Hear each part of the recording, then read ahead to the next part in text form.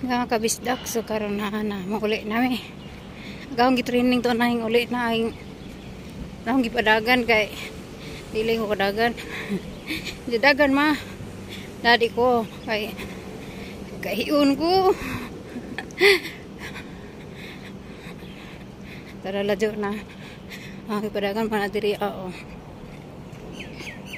ag diri puro mga tag-as kadyo mga building diri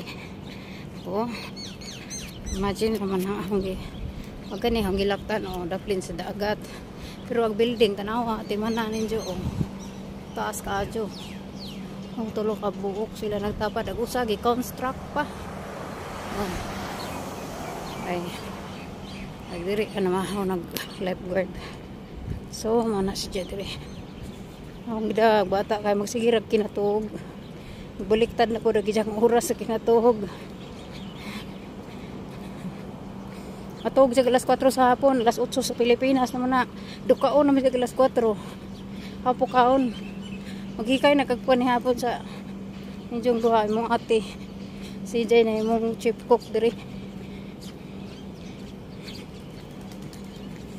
So, sauna ka limpyo mga ato diri pero kung winter pa ni siya, kadaghan man lagi maari diri. Limpyohan dyan nila. So mura siya nagfogging no. Dili ka dyan maklaro. Ato sa atbang tura man ko dito uli ka. Nahimurag na round nga building. So mana siya karon. Agawang gilakaw-lakaw diri ang butaga. Diri highway naman diri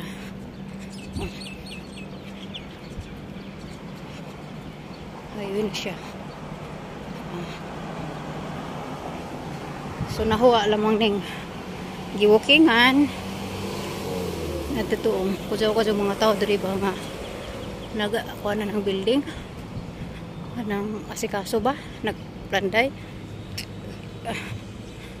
tanaw ko ganihan ko meron nga kanaw ba diri to so muna kong gina-update pero ag oras karon is alas 7:30 sa buntag. Yung kumumalik na ta kay ladyo naman. Init ka adyo ang mga dates diri wa kabunga sa una ka namungab ni pagkatong unang duwe-duwe na jud na kare diri mo kanya na pud tingali. So nindot man og winter diri kay ang mga Arabo adili man bod mga Arabo kan mga Sudan, mga Saudiya. So ani sila dinhi sa Daplin, ani sila dinhi mag